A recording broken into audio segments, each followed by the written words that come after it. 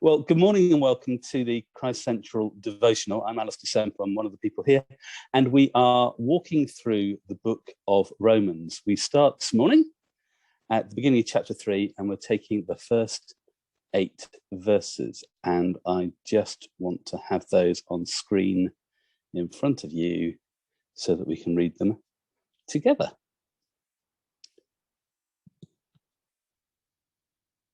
Paul says this: "What advantage then is there in being a Jew? Or what value is there in circumcision? Much, and in every way. First of all, the Jews have been entrusted with the very words of God. What if some were unfaithful? Will their unfaithfulness nullify God's faithfulness? Not at all. Let God be true, and every human being a liar, as it's written, so that you may be proved right when you speak and prevail when you judge. But if our unrighteousness brings out God's righteousness more clearly, what shall we say?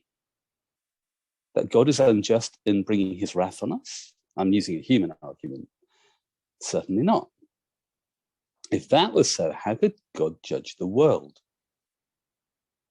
Someone might argue, if my falsehood enhances God's truthfulness and so increases his glory, why am I still condemned as a sinner? Why not say, as some slanderously claim that we say, let us do evil that good may result? Their condemnation is just." Now, we'll stop there. So Paul in Rome is dealing with this problem, particularly for the church there, but it would have been recurring in a number of different places. So it's not the first time we've seen it, where there are messianic Jewish believers, Jews who believe Jesus is their promised Messiah. And as we understand that, they are now Christians, but they wouldn't have thought of themselves that way. They would have just thought, we're Jews, the Messiah's come. That's what we were waiting for. That's all part of God's plan, right? Nothing else changes, apart from we're now in the Messianic age. We're not sure what that means, but we're Jews. This is a God's promise to us. And then the other people, the Gentiles, the non-Jews, the people who are outside of the race or even not converted into Judaism, who have encountered Jesus through the teaching of the apostles, have been told, actually, this is for all people. This was part of God's plan. It was always part of God's plan to go from Judaism out into the world. That's what happens in the Messianic age. And those Gentiles might have wondered, might have thought, might have asked, do I have to become a Jew then? And we're told, no, you don't have to do all the things which the Jews did. In fact, what Jesus has done has finally and fully made sense of all the things which were commandments within Judaism, has fulfilled the law, and has now expanded it out to include all people. This is the Messianic age that was anticipated, only the Jews didn't have the full picture, so they couldn't see it all. And the tension, though, between these two groups of people was still present. That wasn't still fully understood. And so you had Jewish believers thinking, really, we're the people who are properly believers, and we're not quite sure what's going on with these Gentiles. And then the other group thinking, you guys, well, we don't know, but we think we're okay.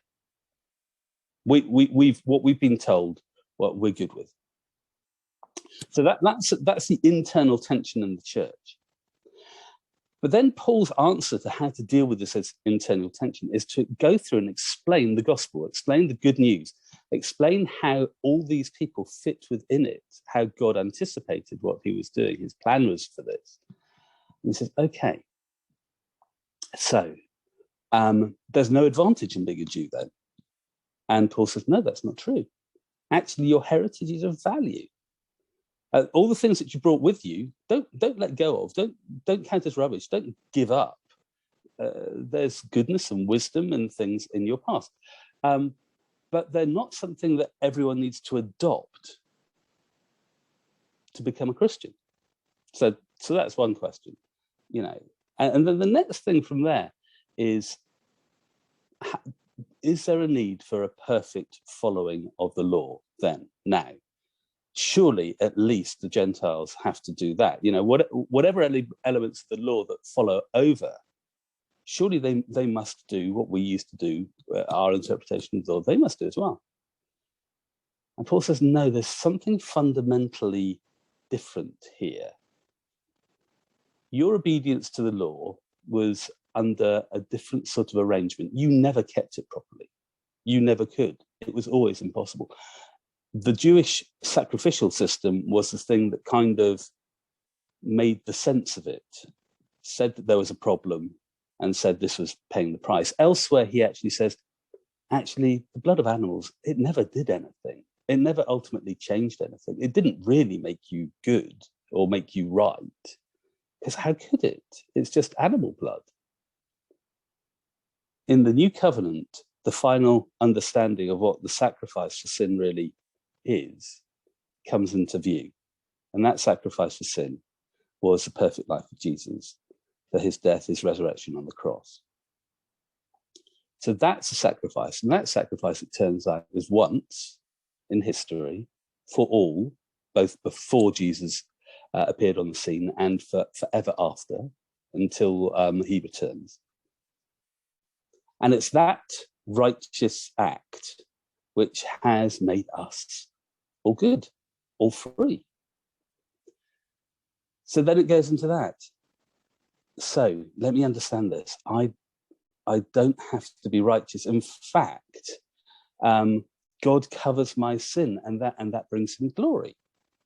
And then you get into this thing, which in our day is called antinomianism, which is this idea that actually since it's all covered by the blood of Jesus, and since God makes us righteous, it therefore really doesn't matter what I do. So I can kind of do what I like. It's kind of party time, because Jesus is forever paying the tab. And so I kind of got the best of both worlds. I can live the life I want and go to heaven, and that's great. And Paul says, absolutely not. That isn't the way you need to think about this thing. May be logical, may make sense in some distorted fashion, but that's not true. Okay, so that's the whole guts of the passage. What does that mean for us? Well, there is a little bit of antinomianism in much of Christianity today. That thing of, doesn't really matter what I do, because God's got it covered.